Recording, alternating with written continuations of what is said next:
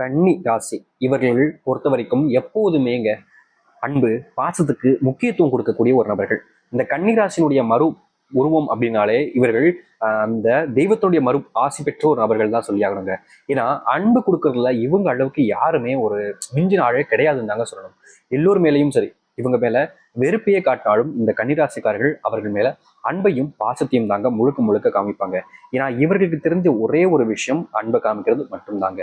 எப்பேற்பட்ட நபர்களாக இருந்தாலும் சரிங்க, அவங்க மேல ரொம்ப பெரிய பிரியத்தையும் அன்பையும் வச்சு அவங்களுக்கு என்ன தேவை, ஏன் இப்படி பண்றாங்கன்றத புரிஞ்சுக்கிட்டு, அதாவது எப்படின்னா இந்த கன்னிராசிக்காரர்கள் மற்றவர்கள் போல கிடையாதுங்க.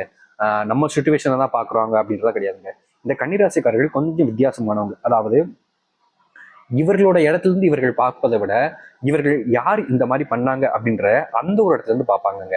முழுக்க முழுக்க ரொம்ப சிம்பிளா சொல்ல போனா இவர்களாக இருக்கும் பொழுது மற்றவருடைய எண்ணத்துல மற்றவர்கள் என்ன நினைக்கிறாங்கன்றத புரிஞ்சிக்கக்கூடிய ஒரு நபர்களாக இருப்பார்கள்ங்க. என்னதான் இந்த கன்னிராசிக்காரர்கள் இப்படிப்பட்ட குணம் உடையவர்களாக இருந்தாலும், மற்றவர்களுக்கு உதவக்கூடிய குணம் இருந்தாலும், மற்றவங்க மேல அன்பு காமிக்கக்கூடிய குணம் இருந்தாலும், அனைத்து விதத்திலையும் மற்றவங்களால காயப்பட்டு கஷ்டப்படக்கூடிய ஒரு நபர்கள்லாம் அது இந்த கன்னிராசிக்காரர்கள் தாங்க. இன்னைக்கு வரைக்குமே கன்னிராசிக்காரருடைய வாழ்க்கையில நிம்மதியை தொலைச்சிட்டு, வாழ்க்கையில என்ன செய்யறோம் என்ன செஞ்சுக்கிட்டு இருக்கோன்றத புரியாம தனக்குத்தானே பேசிக்கிட்டு தன்னுடைய மனசுக்குள்ள இருக்கக்கூடிய கஷ்டங்களை பகிர்ந்துக்கிறதுக்கு கூட ஒருத்தர் இல்லையேன்னு சொல்லிட்டு வருத்தப்பட்டுக்கிட்டு எப்போதும் கஷ்டத்தையும் கண்ணீரோடும் இருக்கக்கூடிய ஒரு நபர்கள்லாம் அது இந்த கன்னிராசிக்காரர்கள் தாங்க. நான் சொன்னேன், முதலே சொல்லியிருந்தேன், இந்த கன்னிராசிக்காரர்களுக்கு அன்புக்குனா அப்படி கொடுப்பாங்க அப்படின்னு. இந்த கன்னிராசிக்காரர்கள் அன்பை மற்றவங்களுக்கு கொடுத்து கொடுத்தே இன்னைய வரைக்குங்க இவருடைய வாழ்க்கையில நிம்மதி இழந்து சந்தோஷத்தை இழந்து மற்றவர்களால தினம் தினம் அழக்கூடிய ஒரு நபர்கள். கண்ணீரோடு தாங்க இரவு தூக்கம்ன்றது எல்லாத்துக்கும் எப்படிங்க இருக்கும், நிம்மதியா தூங்குவோம், சந்தோஷமா இருக்கணும் அப்படின்றதுக்காக அடுத்த நாள் நமக்கு நல்லா அமையணும் அப்படின்னு நினைச்சு நம்ம தூங்குவோம். ஆனா கண்ணீரோடு தினம் தினம் தூங்கக்கூடிய ஒரு நபர்கள் தான் அது இந்த கன்னிராசிக்காரர்கள் தாங்க. கண்ணீர் பாத்தீங்களா எப்படி, இப்படிப்பட்ட ஒரு நபருடைய வாழ்க்கையில தாங்க இன்னைய வரைக்குமே சந்தோஷமே இல்லைன்றதாங்க யதார்த்தமான உண்மை. தினமும் ஏதாவது ஒரு பிரச்சனை, யாராவது ஒருத்தரால வரக்கூடிய பிரச்சனை அப்படின்னு இந்த கன்னிராசிக்காரர்கள் ஒவ்வொரு நாளுமே அழுதுகிட்டு தாங்க இருக்கிறாங்க. இவர்களுடைய வாழ்க்கையில என்னைக்குமே சந்தோஷமும் இவங்களுடைய வாழ்க்கையில இருந்தது இல்ல. இவங்க வாழ்க்கையில இன்னைய வரைக்குமே யாராவது ஒருத்தங்களை நம்பி நம்பி ஏமாந்து போய் நிற்கக்கூடிய ஒரு நிலைமையில தான் இருந்துகிட்டு இருக்காங்கன்னு தாங்க சொல்லணும் இந்த கன்னிராசிக்காரர்கள்.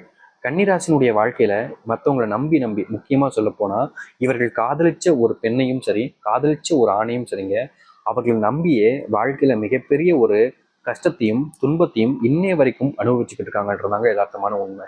இவங்க எப்படியாவது வாழ்க்கையில முன்னேறிடணும், சந்தோஷமா வாழ்க்கையை வாழணும் அப்படின்னு ஆசைப்பட்டாங்க. ஆனா இவர்களுடைய வாழ்க்கை இருக்கக்கூடிய அந்த உறவு சொந்த பந்தங்கள், நீ எப்படிப்பா சந்தோஷமா வாழலாம், உனக்கு நாங்கள் வாழ விட்டுருவோமா அப்படின்றத மாதிரி இவர்களை இன்னைய வரைக்குமே அடிமைத்தனமாகவும் மற்றவர்களுக்கு எப்படி சொல்றதுன்னா அடிமைத்தனம்னா உங்களுக்கு புரியும்னு நினைக்கிறேன். எப்போதுமே இவர்களை வேலையை வச்சுட்டு அவங்க வீட்டுக்கு சந்தோஷமா இருப்பாங்க, கடைசியில பேர் மட்டும் அவங்க வாங்கிப்பாங்க. அப்படிப்பட்ட ஒரு வாழ்க்கையை தாங்க இந்த கன்னிராசிக்காரர்கள் வாழ்ந்துகிட்டு இருக்காங்க. இப்படிப்பட்ட ஒரு வாழ்க்கை மாறுமா, எனக்குன்னு ஒரு வாழ்க்கை அமையுமா, எனக்குன்னு ஒரு குடும்பம் அமையுமா, நான் சந்தோஷமா வாழ்வான்னு ஆசைப்பட்டீங்களே, உங்களுடைய வாழ்க்கை மாறப்போகுதுங்க. இது நாள் வரைக்கும் நீங்க ஆசைப்பட்ட ஒரு வாழ்க்கை இப்போ இந்த கன்னிராசிக்காரர்களுக்கு கிடைக்க போகுதுங்க. இவ்வளவு நாள் நீங்க தேடிக்கிட்டு இருந்த அந்த ஒரு வாழ்க்கை உங்களுடைய வாழ்க்கையில உங்க கண்ணு முன்னாடி வரப்போகுதுங்க. அது எப்படிப்பட்ட வாழ்க்கை, எந்த அளவுக்கு இந்த கன்னிராசினுடைய வாழ்க்கை மாறப்போகுதுன்றதை பற்றி இந்த ஒரு பதிவில் நம்ம பார்ப்போம். அதற்கு முன் நம்முடைய சேனலுக்கு நீங்கள் ஒரு புதிய பார்வையாளர் இருப்பினும் இதுவரைக்கும் நம்ம சேனலை சப்ஸ்கிரைப் பண்ணாமல் பார்க்குறேன்ற போதும் சேனலை மறக்காமல் சப்ஸ்கிரைப் பண்ணிக்கோங்க. அப்போ தான் நம்ம போடக்கூடிய அனைத்து தகவல்களும் உங்களுக்கு நோட்டிஃபிகேஷனாக வந்து கொண்டிருக்கும். முடிஞ்ச அளவுக்கு வீடியோவை ஸ்கிப் பண்ணாமல் பாருங்க. அது மட்டும் இல்லை, இந்த கன்னிராசிக்காரர்களுக்கான முக்கியமான ஒரு பரிகாரம் இருக்குதுங்க. அதில் வீடியோ முழுமைக்கும் பார்த்துட்டு அந்த பரிகாரம் என்னன்றதை தெரிஞ்சுக்கோங்க. ஏன்னா இப்படிப்பட்ட பரிகாரத்தை நீங்கள் செய்வதுங்கிறது எவ்வளவு பெரிய கர்ம வினைகளையும் சரிங்க, உங்களுடைய வாழ்க்கையில நீங்க அனுபவிச்சுக்கிட்டு இருக்கக்கூடிய பிரச்சனைகளையும் சரிங்க, இது முழுக்க முழுக்க சரி செய்யக்கூடியதாக இருக்கும். அதனால இந்த ஒரு பரிகாரத்தை கட்டாயமா நீங்க மறந்துடாம செய்யுங்க. மிகப்பெரிய ஒரு மாறுதல் இந்த ஒரு பரிகாரத்தின் மூலியமா இந்த கன்னிராசிக்காரர்களுக்கு அமையும். கன்னிராசிக்கார அன்பர்களே, நீங்கள் எடுத்து வைக்கக்கூடிய முடிவுகள்ல இது முழுவதுமான முன்னேற்றம் என்பது இருக்கும்.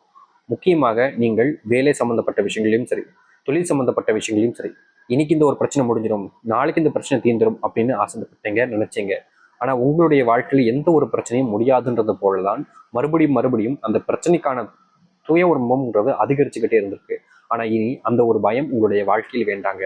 நீங்க எந்த ஒரு விஷயத்தை நினைச்சு வருத்தப்பட்டீங்களோ, எந்த ஒரு விஷயம் உங்களுடைய வாழ்க்கையிலிருந்து நீங்கி மாறி நல்லது நடக்கணும்னு ஆசைப்பட்டீங்களோ அப்படிப்பட்ட ஒரு விஷயம் உங்களுடைய வாழ்க்கையில இனி நடக்கும். நீங்கள் எடுக்கக்கூடிய முடிவுகள் இனி உங்களுக்கு சாதகமாக அமையும். உங்களுடைய பிள்ளைகள், உங்களுடைய குடும்பத்தார்கள் உங்கள் மேல அன்பையும் பாசத்தையும் காமிப்பார்கள். இதனால் வரைக்கும் உங்களுடைய பிள்ளைகள் உங்ககிட்ட சரியா பேசுவதோ இல்ல முகங்காத்து பேசுவதோ இருக்கவே மாட்டாங்க. என்னைக்குமே நீங்க போய் பேச போனீங்கன்னா அவங்க வாட்டுக்க கண்டுக்காம பார்த்தீங்கன்னா போக வேண்டிய நிலைமை இருந்திருக்கும்.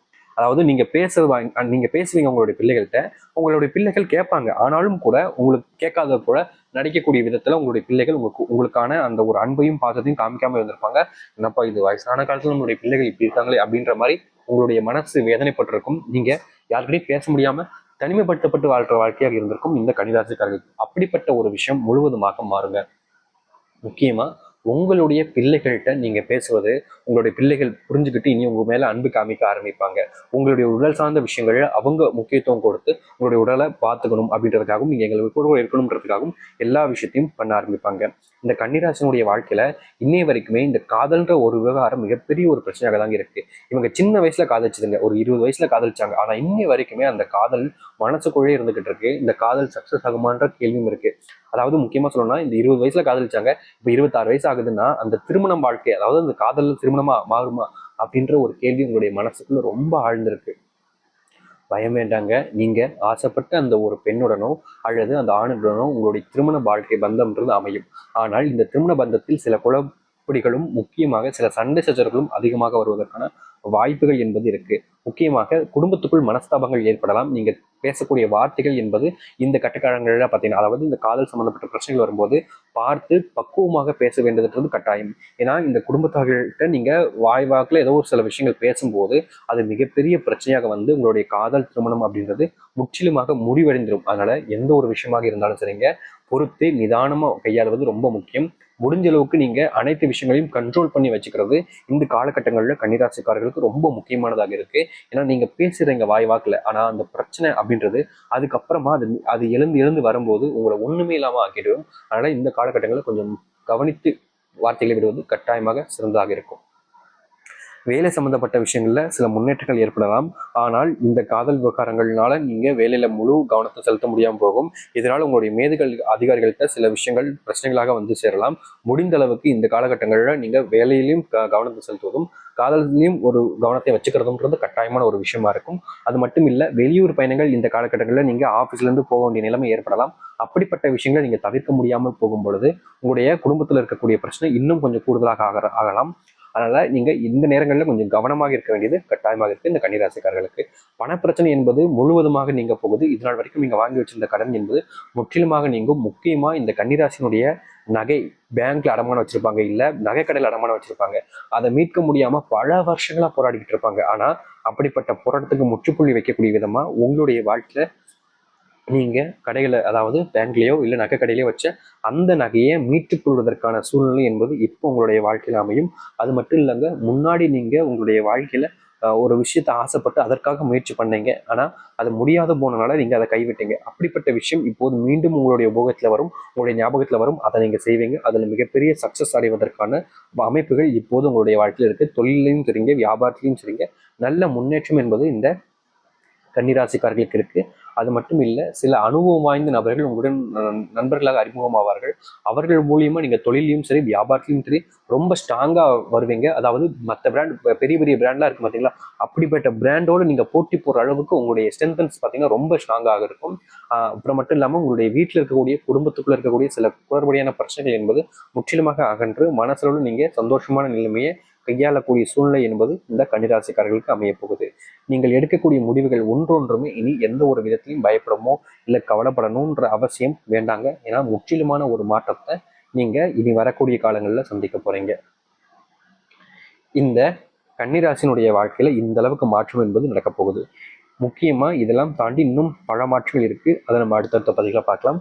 முக்கியமா இந்த கன்னிராசினுக்காக பரிகாரம்னு சொல்லியிருந்தாங்க. இந்த ஒரு பரிகாரங்கிறது நீங்க உங்களுடைய நோட் புக்ல எழுத வேண்டிய ஒரு விஷயங்க. அதாவது நீங்க எழுத வேண்டியதாக இருக்கு.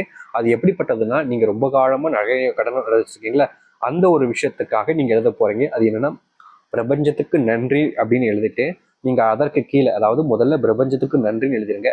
அதற்கு கீழே பார்த்தீங்கன்னா, நான் பல நாட்களாக மீட்க வேண்டும் என்று நினைத்த நகை இப்போது என் கைவசம் வந்ததுக்கு பிரபஞ்சத்துக்கு நன்றி அப்படின்னு நீங்க எழுதுங்க. அதாவது நீங்க அதை இன்னும் மீட்கல, ஆனா மீட்டுட்டதாக நினைச்சு நீங்க உங்களுடைய மனசளவுல பார்த்தீங்கன்னா 21 முறை அதை நீங்க எழுதி முடிங்க. அப்படி ஒரு 21 முறை நீங்க எழுதி முடிச்சிட்டாலே போதுங்க, உங்களுடைய வாழ்க்கையில இந்த நகை பிரச்சனைன்றது முக்கியமா நீங்கிறோம். இது ரொம்ப எளிமையான சிம்பிளான ஒரு மெத்தட் தான். இதனால நிறைய பேருக்கு பலன் கிடைச்சிருக்கு. ஸோ கன்னிராசிகளுக்கான இப்போ இந்த நேரத்துல அமைஞ்சிருக்கக்கூடிய ஒரு விஷயத்துல இந்த ஒரு பரிகாரம் முக்கியமானதா இருக்கு. அதனால விருப்பப்படுறவங்க இந்த ஒரு விஷயத்த எழுதி பாருங்க, கட்டாயம் பலன் இருக்குதுங்க. ஸோ எந்த ஒரு விஷயத்த நிச்சயம் இங்க பயப்பட வேண்டிய அவசியம் கிடையாது. நிச்சயமா இது இந்த கன்னிராசினுடைய வாழ்க்கையை மாற்றக்கூடிய ஒரு தருணமாக இந்த ஒரு பரிகாரத்தின் மூலியமா இருக்கும். நம்பிக்கையோடு இருங்கள். வருகின்ற காலங்கள் இதை விட தாண்டி பல மாற்றங்கள் உங்களுடைய வாழ்க்கையில நடக்கப் போகுது. நம்பிக்கையோடு இருந்து வாருங்கள், நல்லதே நடக்கும். நன்றி, வணக்கம்.